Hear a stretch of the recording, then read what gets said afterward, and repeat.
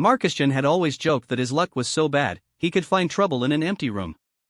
Standing in the medical bay of the Galactic Research Station Prometheus, bleeding from a gash across his forearm while an alien nurse with violet skin and forearms worked on him, he was starting to think his luck had finally run out completely.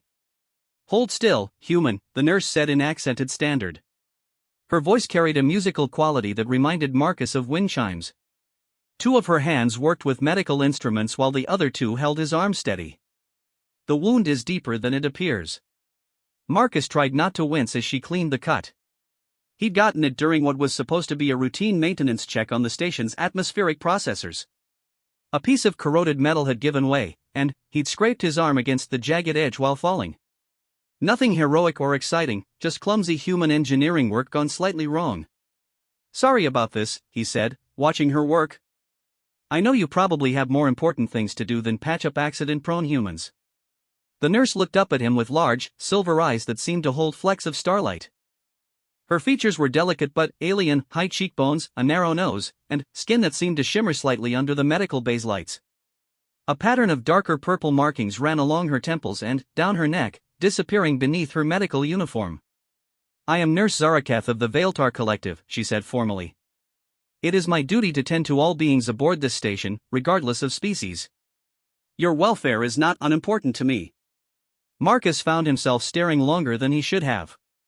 There was something about the way she spoke, the careful precision of her words, that suggested she was being more honest than mere professional courtesy required. "Marcus Chen, Environmental Systems Specialist," he replied. "And I appreciate it, really. Most of the other species on this station barely tolerate having humans around." Zaraketh's hands paused for a moment. "The other species fear what they do not understand. Humans are unpredictable. This makes many uncomfortable." "Unpredictable how?" Marcus asked, genuinely curious. He'd been working on multi-species stations for 3 years now, and, while he'd noticed some tension, nobody had ever explained it to him directly. The nurse resumed her work, applying a biosynthetic healing gel to his wound. "Your species makes decisions based on emotion as much as logic. You form attachments quickly. You sacrifice for others without calculating benefit to yourselves. You leap before you look, as your saying goes. And that's bad?" "It is different," she said carefully. "Most species in the Galactic Collective make decisions through careful deliberation, committee consensus, or genetic programming. Humans act on instinct and feeling. It is disconcerting to many." Marcus watched her work, noting how gentle her touch was despite having 4 arms to coordinate. "What about your species? The Veiltar?" Zaraketh's movements slowed slightly. "We are different as well. We form bonds through touch and shared experience. Physical contact carries great meaning for us. It is why many Veiltar prefer to work in medical or caregiving roles when away from our homeworlds." She began wrapping his arm with a flexible bandage that seemed to adjust itself to the perfect tension. As she worked, her fingers brushed against his skin more than was strictly necessary for the medical procedure. Each touch sent an odd tingling sensation up his arm. "This bandage will accelerate healing," she explained. "Keep it dry for 2 days, then return for me to examine the wound." "Will you be here? I mean, specifically you?" Marcus asked, then felt foolish for asking. Zaraketh's silver eyes met his. "Yes. I work the day shift in this section for the next several weeks." As she finished securing the bandage, Marcus felt an impulse he couldn't quite explain. Maybe it was gratitude, maybe it was the way she'd looked at him, or maybe it was just his human unpredictability kicking in. Without thinking, he leaned forward and kissed her forehead gently. "Thank you," he said softly. The effect was immediate and dramatic. Zaraketh went completely still, her forearms freezing in place. Her silver eyes went wide, and the purple markings on her skin began to glow with a soft, pulsing light. "Oh God," Marcus said, pulling back quickly. "I'm sorry. I didn't mean. I was just trying to say thank you. Did I do something wrong? Is that offensive to your species?" For several long moments, Zaraketh said nothing. She stared at him with an expression he couldn't read, her skin continuing to glow faintly. When she finally spoke, her voice was barely above a whisper. Among the Vaeltar, a kiss to the forehead it is how we seal the most sacred of bonds. It is not given lightly. Marcus felt his stomach drop. Oh no. I'm so sorry. I didn't know.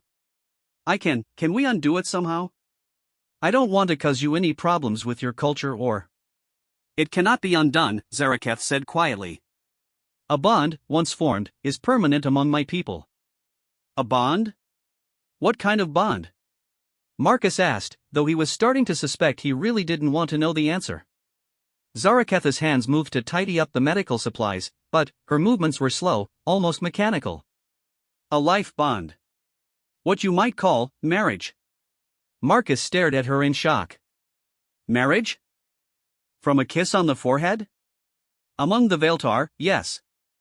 Physical intimacy of any kind is reserved for those who have chosen to bind their lives together. A forehead kiss is the final ceremony, the moment when two beings become one in the eyes of our society. The weight of what he'd accidentally done hit Marcus like a cargo hauler. So when I kissed you just now, you performed a binding ceremony, Zaraketh finished. In the traditions of my people, we are now life bonded. Marcus sat down heavily on the medical bed. I jokingly said to a friend last week that the way my luck was going, I'd probably end up accidentally married to someone. I was being sarcastic. Zaraketh looked up at him, and, for the first time since the kiss, she met his eyes directly. Are you displeased with this outcome?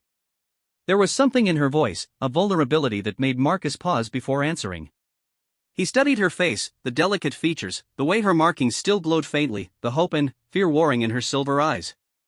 I don't know, he said honestly. I barely know you. We've talked for maybe 20 minutes. But. He paused, trying to find the right words. You seem kind. Gentle. And, if I'm being completely honest, I've been alone on this station for 6 months, and this is the longest conversation I've had with anyone who wasn't trying to make me feel like an unwelcome guest. Zaraketh's glow brightened slightly. You are not displeased, then? I'm confused, Marcus said. And, probably in over my head. But, displeased? No, I don't think so. She moved closer, and Marcus noticed that she smelled like something between cinnamon and rain. Among my people, a life bond is sacred. It means that your welfare becomes my primary concern, and mine becomes yours. We share resources, protection, and companionship. Companionship, Marcus repeated. Physical and emotional intimacy, Zaraketh clarified, her skin glowing brighter. The bond creates a connection between minds as well as hearts. Over time, bonded pairs often develop the ability to sense each other's emotions and physical state. Marcus felt like he was drowning in implications. And this is permanent? Yes. Vaeltar mate for life. Divorce or separation is not practiced among our people. Great, Marcus muttered. No pressure. Zaraketh tilted her head, studying him. You are having doubts. Wouldn't you? I mean, 5 minutes ago I was a single guy getting his arm patched up. Now I'm apparently married to someone I just met. The bond does not care about time or circumstances, Zaraketh said softly. It simply is. The question is not whether we are bonded, that has been decided. The question is what we choose to do with that bond. Marcus looked at her, really looked at her. There was something in her demeanor that suggested this wasn't just an abstract discussion for her. Can I ask you something personal? We are life bonded, she said with what might have been a slight smile. I believe personal questions are permitted. How do you feel about this? Really? Are you upset that some clumsy human accidentally married you? Zaraketh was quiet for a long moment. When she spoke, her voice was so soft he had to lean closer to hear her. I have worked on multi-species stations for 5 years, she said. In that time, I have met thousands of beings from dozens of species. Most see me as nothing more than a medical professional, useful but unremarkable. The few Vaeltar I have encountered away from our homeworlds have already been bonded. She paused, her 4 hands fidgeting with the medical supplies. I had begun to believe that I would spend my life alone, serving others but never forming the deep connections that give meaning to a Vaeltar existence. And then, you kissed my forehead with such gentleness, such gratitude. It felt like a gift I had not dared to hope for. Marcus felt something twist in his chest, not entirely unpleasant, but unexpected. So you're happy about this? I am terrified, Zaraketh admitted. But, yes, I am happy. You seem kind, and gentle, and... She hesitated. And, when you touched me, when you kissed my forehead, it felt right in a way I cannot explain. The bond would not have formed if there was not some compatibility between us. Marcus stared at her, processing this information. Wait, you mean it doesn't automatically work? The bond thing? No, Zaraketh said. Both parties must be receptive to it. If either person's mind or heart is completely closed to the possibility of connection, the bond will not form.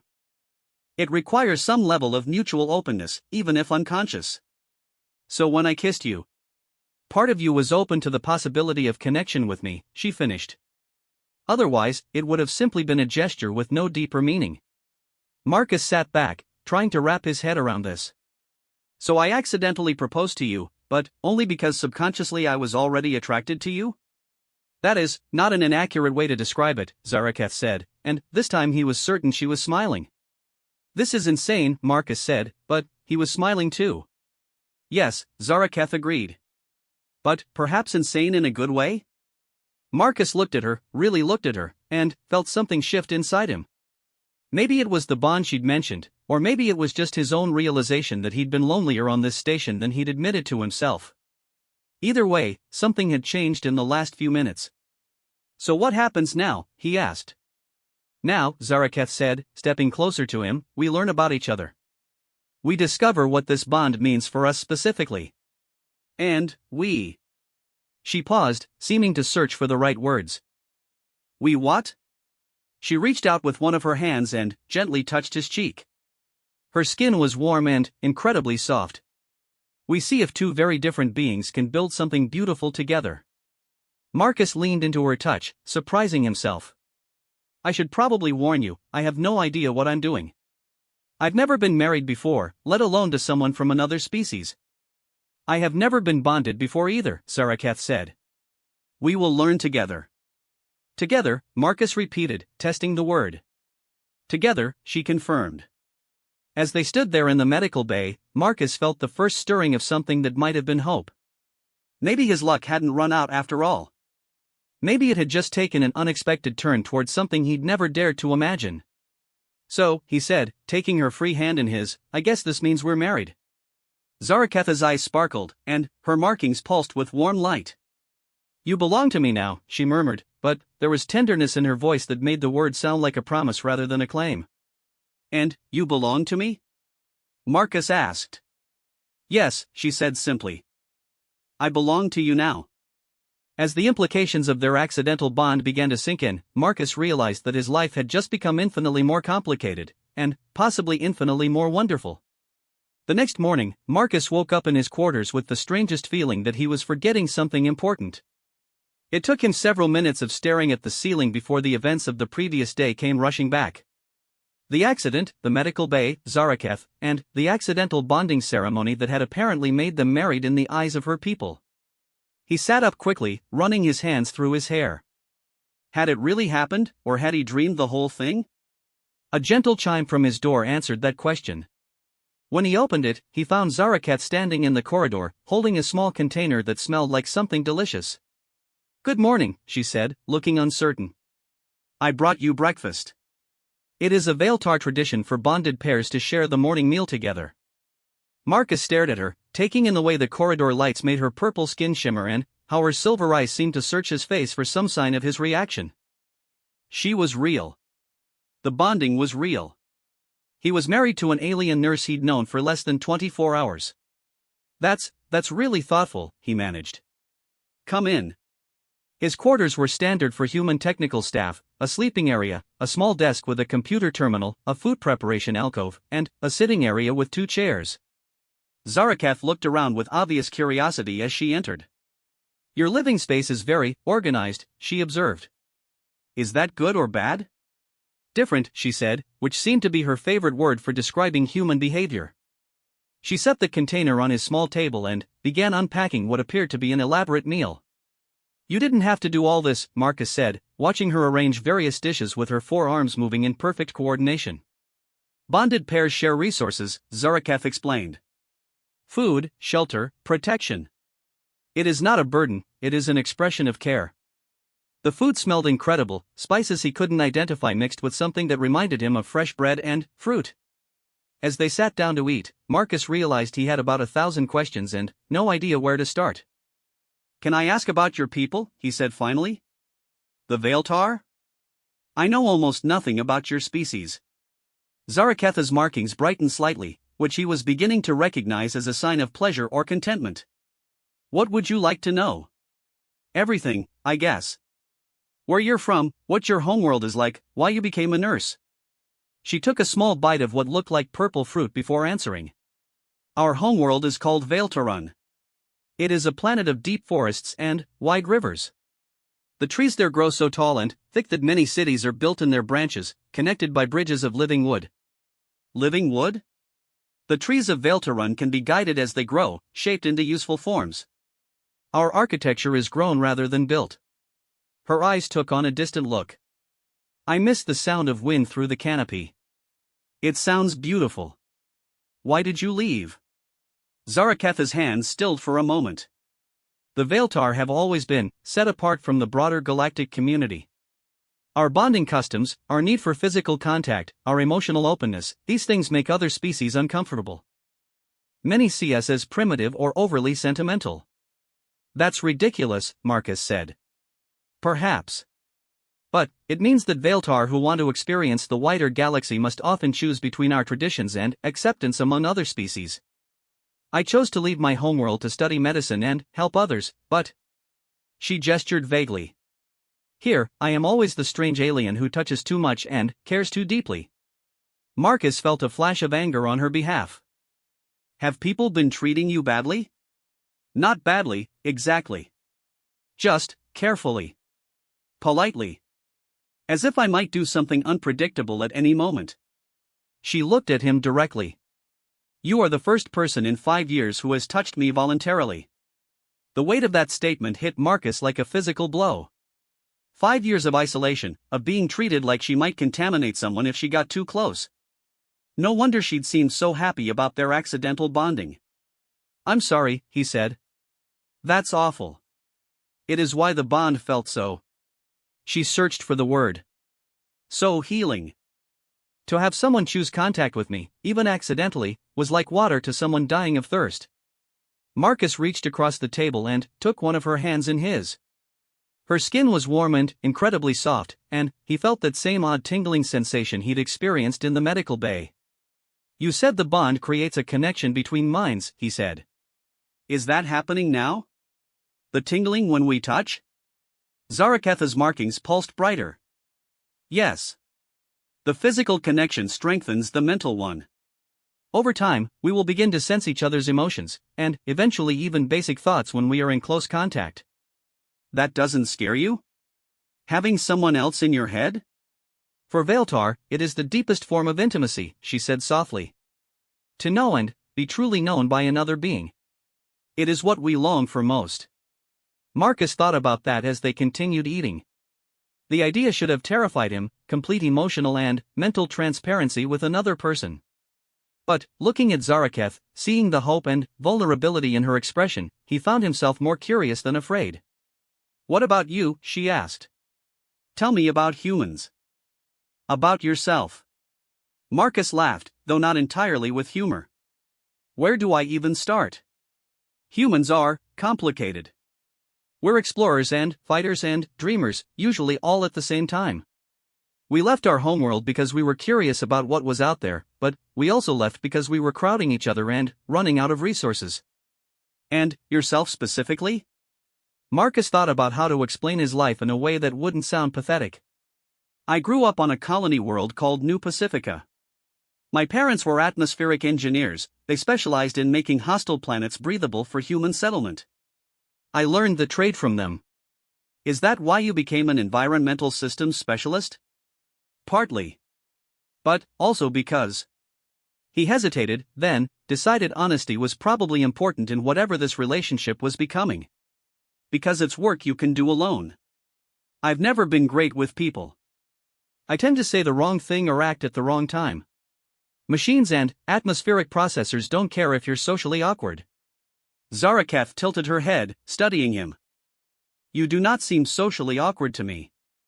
You haven't known me long enough to see my spectacular failures yet. Perhaps, she said with what was definitely a smile. Or perhaps you are simply more comfortable when you are not trying to impress anyone. Before Marcus could figure out how to respond to that, his communication device chimed with an incoming message. He glanced at it and groaned. Work? Zarakath asked. Worse. Station administration. They want to see me in conference room 7 in 1 hour. That's never good news. Zaraketh's expression shifted to concern. What do you think they want? Marcus had a sinking feeling he already knew, but he didn't want to worry her unnecessarily. Probably just routine stuff. Maybe a new assignment or safety briefing. But, as they finished breakfast and Zaraketh prepared to leave for her shift in the medical bay, Marcus couldn't shake the feeling that their accidental bonding was about to become everyone else's problem. An hour later, sitting across from Commander Thexvar, a stern-faced Andorian with ice-blue skin and a permanent scowl, Marcus discovered his instincts had been correct. Mr. Chen, the commander said without preamble, it has come to our attention that you participated in an unauthorized cultural ceremony with a member of our medical staff. Marcus felt his stomach drop. Unauthorized? Station regulations clearly state that romantic or intimate relationships between staff members must be declared and approved by the administration. Multi-species relationships require additional documentation and cultural sensitivity training. Sir, I can explain. Commander Thexvar held up a hand for silence. The Veiltar nurse reported the incident herself this morning, as required by her people's customs. She indicated that you are now bonded, according to her species' traditions. Marcus felt a mix of relief and anxiety. Relief that Zaraketh had been honest about what happened, and anxiety about what the consequences might be. The situation presents several complications, the commander continued. First, there are questions about consent and cultural competency. Did you understand the implications of your actions when you performed this bonding ceremony? No, sir, Marcus admitted. It was completely accidental. I was trying to thank her for treating an injury, and I didn't realize that kissing someone's forehead had cultural significance for her people. Accidental marriage, the commander said dryly. How very human of you. Marcus wasn't sure if that was an insult or just an observation, so he kept quiet. Second, the commander continued, there are questions about the legitimacy of the ceremony itself. Without proper witnesses or official recognition, the station's legal department is unclear on whether this bonding has any standing under galactic collective law. What does that mean? It means that while Nurse Zaraketh may consider herself married to you according to her people's customs, the station administration is not necessarily bound to recognize that relationship for purposes of housing assignments, resource allocation, or other administrative matters. Marcus felt a flash of anger. So you're saying her culture doesn't matter because it's not officially recognized? Commander Thexvar's antennae twitched, which Marcus had learned was a sign of irritation. I am saying that the situation is complicated, Mr. Chen. The station operates under collective law, which requires certain procedures for the recognition of cross-species relationships. What kind of procedures? Cultural competency evaluations for both parties. Psychological assessments to ensure genuine consent. Documentation of the cultural practices involved. Medical examinations to ensure biological compatibility for cohabitation. Marcus stared at the commander. Biological compatibility? Some species have pheromones, biochemical secretions, or other physical characteristics that can be harmful to other species in close proximity. It is a safety issue. The whole thing was starting to feel like a nightmare. What had seemed like a beautiful, if unexpected, connection was being reduced to paperwork and bureaucratic procedures. How long do these evaluations take? Marcus asked. 6 to 8 weeks, typically. And what happens in the meantime? Are we supposed to pretend it didn't happen? Commander Thexvar consulted his datapad. You and Nurse Zaraketh will continue in your current quarters and duties. You are not to cohabitate or engage in any behavior that could be construed as marital until the evaluations are complete and the relationship has been officially recognized. Marcus felt something hot and protective rise in his chest. You're asking us to ignore a sacred bond from her culture because your paperwork isn't caught up. I am asking you to follow station regulations, Mr. Chen. The alternative is disciplinary action, up to and including transfer off the station. The threat was clear. Marcus clenched his hands into fists under the table, fighting the urge to say something that would definitely get him transferred. Will that be all, sir? For now. You will receive information about scheduling your evaluations within the next few days. Dismissed. Marcus left the conference room feeling like he'd been punched in the gut. 6 to 8 weeks of bureaucratic limbo while administrators decided whether his relationship was real or legitimate or safe enough to be officially acknowledged. He found Zaraketh waiting for him outside the medical bay, her expression anxious. How did they know? Marcus asked without preamble. I reported the bonding to the medical chief this morning, she said quietly. Vailtar customs require that life bonds be declared openly. To hide such a thing would be shameful. Marcus's anger deflated slightly. Of course she'd reported it. She'd been honest and followed her people's traditions, even knowing it might cause problems. They want us to go through evaluations, he said. 6 to 8 weeks worth. And we're not supposed to act married until they're complete. Zaraketh's markings dimmed visibly.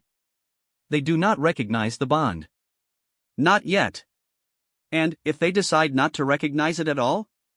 Marcus looked at her, really looked at her.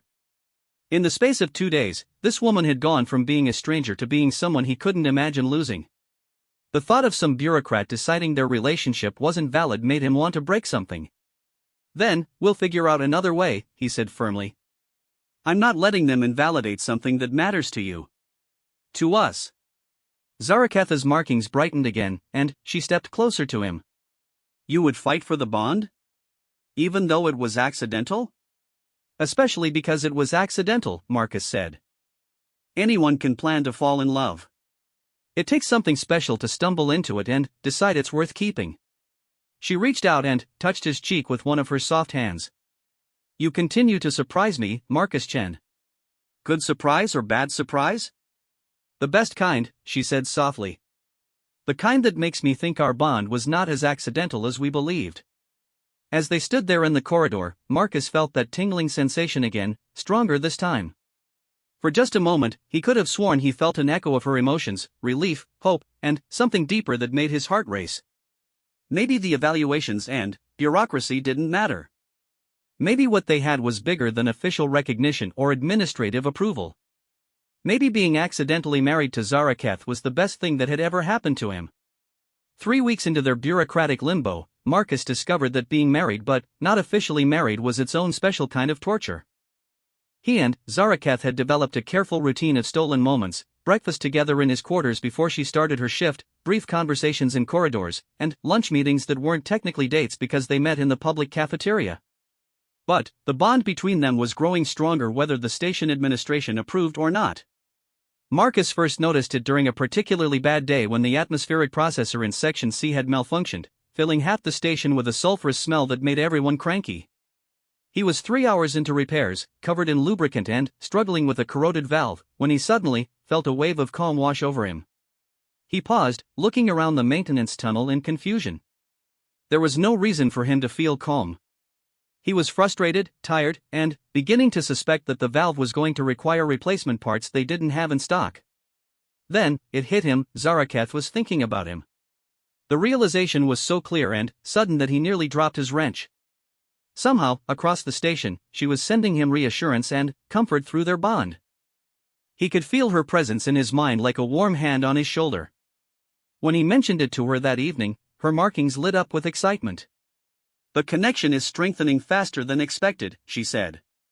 They were sitting in Observation Deck 3, one of the few places on the station where they could talk privately without violating any regulations about cohabitation. Usually it takes months for bonded pairs to develop emotional resonance across distance. Is that good or bad? Marcus asked. It is wonderful, she said softly.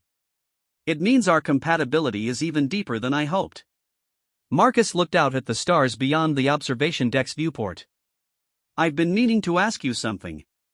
When we first met, you said the bond wouldn't have formed if I wasn't open to it somehow. But I don't remember making any conscious choice. How does that work?" Zaraketh was quiet for a moment, considering her answer. "Have you ever met someone and immediately felt comfortable with them? As if you had known them for years, even though you had just met?" "Yeah, actually. A few times. That feeling is your mind recognizing a potential connection, someone whose thoughts and emotions are naturally compatible with your own. For most species, this remains just a feeling. For Veiltar, under the right circumstances, it can become something more. So when I kissed your forehead, your mind was already reaching toward mine," she finished. "The kiss was simply the catalyst that allowed the connection to form." Marcus thought about that. "You're saying we were already compatible before we knew each other?" "On some level, yes. The bond cannot be forced or faked. It is a recognition of something that already exists." They sat in comfortable silence for a while, watching the stars. Marcus was beginning to understand why the Veiltar placed such importance on bonds like theirs.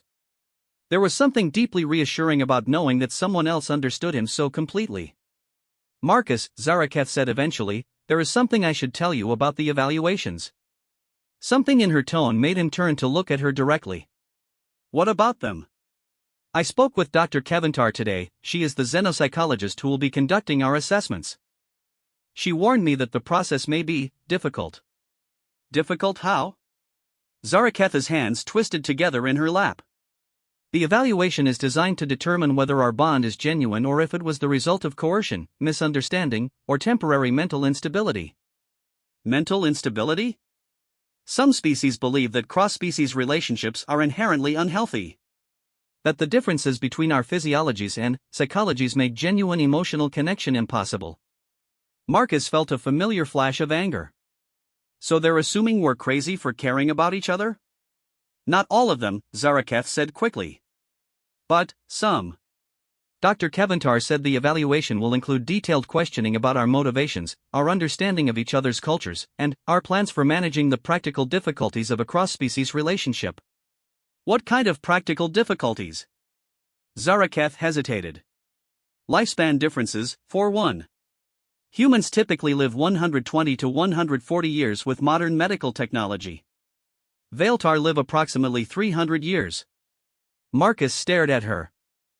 "You're going to outlive me by 150 years? "If we are fortunate, yes." The thought hit him like a cold weight in his chest. He'd been so focused on the present, on learning about her, on the wonder of their growing connection, that he hadn't considered the long-term implications. "Does that bother you?" he asked quietly. "It terrifies me," she admitted. "But, Marcus, the alternative is to have no bond at all. I would rather have 60 years of true partnership than 300 years of loneliness."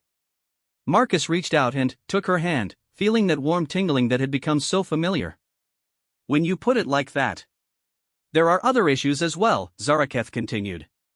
"Dietary compatibility. I can eat most foods that humans consider safe, but there are some Veiltar foods that would be toxic to you. Environmental needs. I require higher humidity than most humans find comfortable. Reproductive compatibility." She trailed off, her markings dimming. "What about reproductive compatibility?" Marcus asked gently. "Cross-species reproduction is usually impossible without significant medical intervention. If we wanted children, it would require genetic modification and artificial gestation. Some people consider such procedures unnatural." Marcus absorbed this information slowly. Children weren't something he'd thought much about before meeting Zaraketh, but now the idea of not being able to have a family with her felt like a loss. "Are there other options?" he asked. "Adoption, certainly. Many Veiltar raise children who are not biologically their own. But..." She looked at him uncertainly. "Do you want children?" "I don't know," Marcus said honestly. "I never thought I'd find someone I wanted to build that kind of life with. Now that I have, the idea sounds appealing." Zaraketh 2 months after their first meeting, Marcus stood outside Evaluation Committee Room 12, straightening his uniform and trying to calm his nerves. Today was the day he and Zaraketh would finally learn whether their bond would be officially recognized by the station administration. The past few weeks had been a whirlwind of interviews, psychological assessments, cultural competency tests, and medical examinations. They'd answered questions about everything from their childhood experiences to their long-term relationship goals. They'd been poked, prodded, scanned, and analyzed by specialists from a dozen different species. Through it all, their bond had continued to strengthen. The mental connection that had helped them stop the atmospheric cascade had become a constant, comfortable presence in both their minds. Marcus could sense Zaraketh's emotions throughout the day, and she could sense his. They had learned to communicate through touches and glances that conveyed more than words ever could. But the committee had the power to declare their relationship invalid, to separate them for administrative convenience or biological incompatibility. The thought made Marcus's stomach clench with anxiety. Zaraketh appeared around the corner, walking toward him with her characteristic graceful stride. She wore her formal medical uniform, and her purple markings glowed softly with what he now recognized as nervous excitement. "Ready?" she asked, taking his hand. "As ready as I can be for a group of bureaucrats to judge whether our love is real enough for their approval," Marcus replied. "Whatever they decide," Zaraketh said firmly, "it will not change what we are to each other." They entered the committee room together.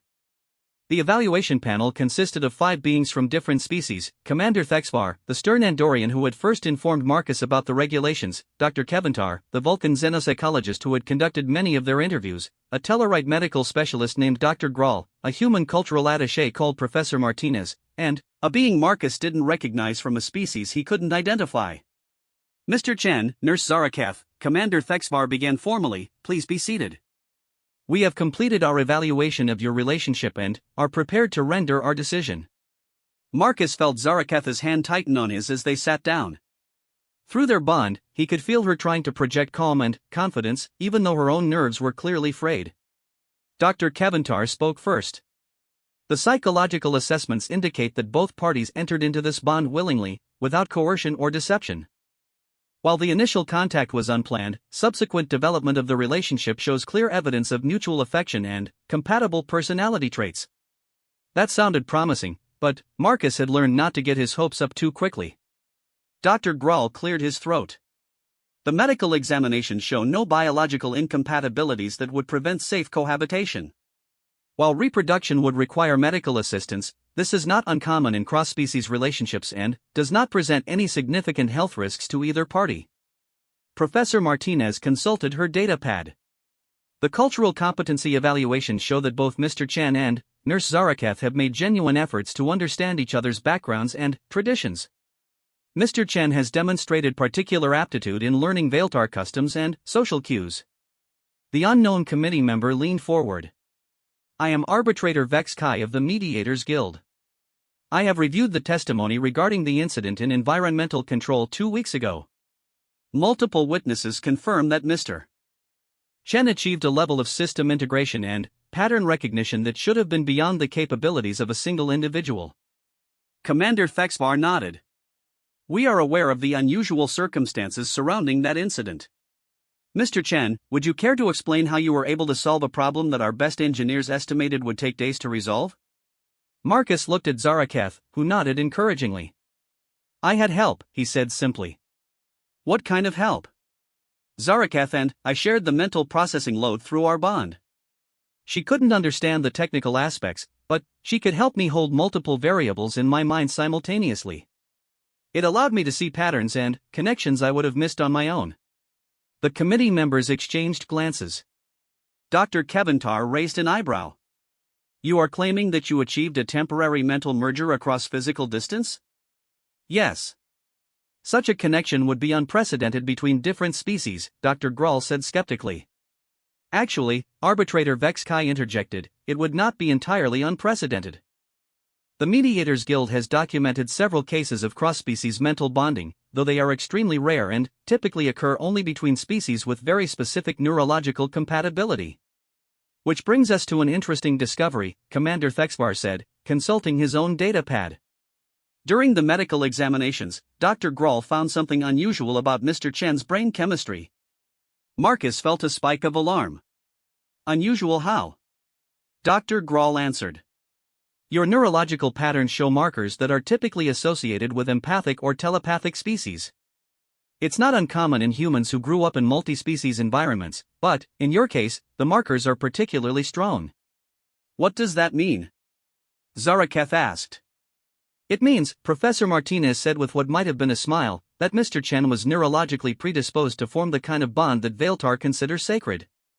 The connection between you two isn't just emotionally compatible, it's biologically optimal. Marcus stared at them. Are you saying this was somehow meant to happen? I am saying, Dr. Kevintar replied with Vulcan precision, that the probability of such a strong bond forming between randomly selected individuals from your respective species would be approximately 0.003%. The fact that it occurred suggests either remarkable coincidence or some form of underlying compatibility that we do not fully understand. Arbitrator Vexkai leaned back in his chair. In my experience, the universe occasionally provides exactly what beings need, precisely when they need it most. Mr. Chen, you spent years working alone, avoiding close relationships. Nurse Zaraketh, you spent years serving others while remaining emotionally isolated. Your accidental meeting resulted in both of you finding what you had been missing. So what's your decision? Marcus asked, his heart pounding. Commander Thexmar stood formally. The evaluation committee finds that the bond between environmental systems specialist Marcus Chen and medical officer Zaraketh is genuine, consensual, and beneficial to both parties. Furthermore, the unique nature of your mental connection makes you a valuable resource for the station in emergency situations. Marcus felt relief wash over him so powerfully that for a moment he couldn't speak. Therefore, the commander continued, your relationship is hereby officially recognized under Galactic Collective Law.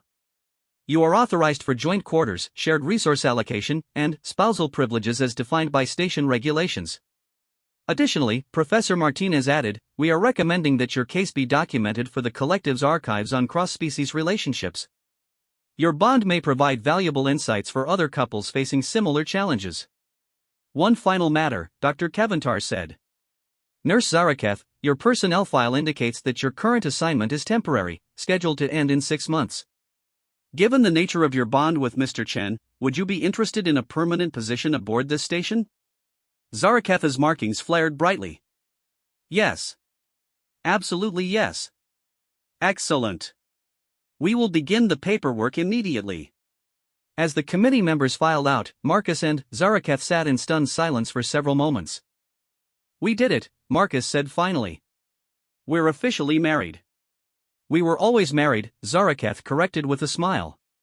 Now we simply have permission to act like it. They made their way to the quarters assignment office, where they were given access codes to a larger suite designed for couples. As they stood in their new home, with space for both of their belongings, a proper kitchen, and a sleeping area large enough for two, Marcus felt a sense of completeness he'd never experienced before. So, he said, pulling Zaraketh into his arms, what do married couples do on their first day in their new home? Among the Vailtar, she said, her markings pulsing with warm light, they share a meal, exchange promises for the future, and... She paused, looking suddenly shy. And they consecrate the bond through physical intimacy. Marcus felt his heart rate increase. Over the past 2 months, they had shared countless touches, held hands, embraced, even shared brief kisses. But, the station's regulations had prevented anything more intimate. I should probably mention, he said, I have no idea what I'm doing. I've never been with anyone from another species before. I have never been with anyone from any species before, Zaraketh admitted. We will learn together. As they stood there in their new quarters, Marcus marveled at how much his life had changed. 2 months ago, he had been a lonely engineer fixing atmospheric processors and avoiding meaningful connections with other beings. Now he was married to an incredible woman who understood him better than he understood himself, with a mental bond that allowed them to share thoughts and emotions across space.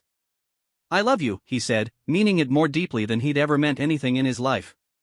And I love you, Zaraketh replied, her forearms wrapping around him in an embrace that felt like coming home. My bondmate.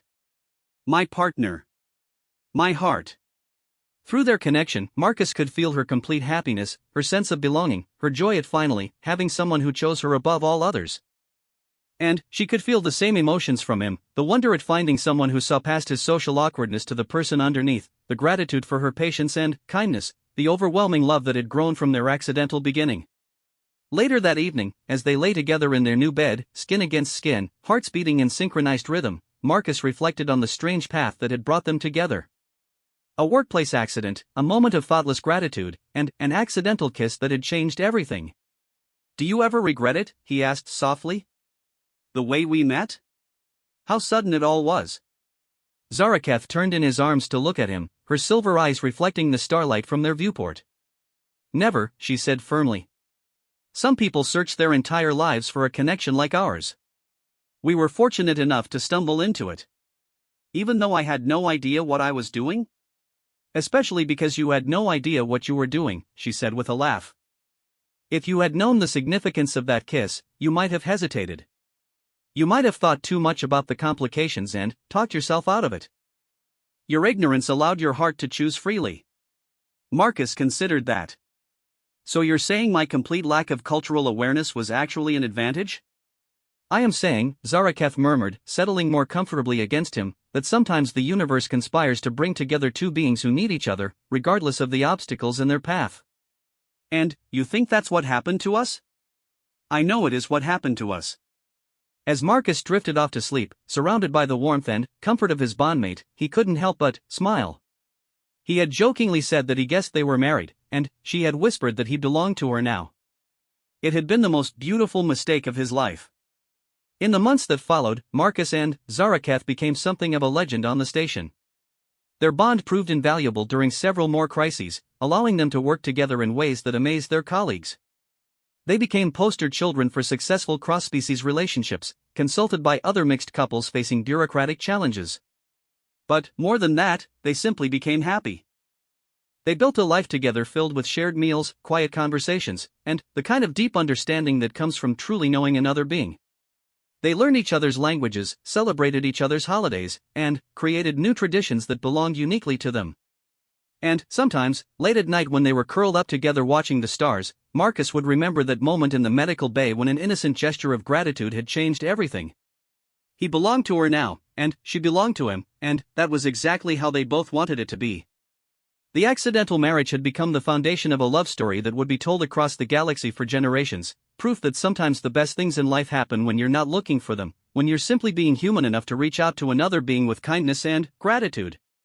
Sometimes the universe does provide exactly what you need, precisely when you need it most. You just have to be brave enough to accept the gift when it's offered, even if it comes disguised as an accident.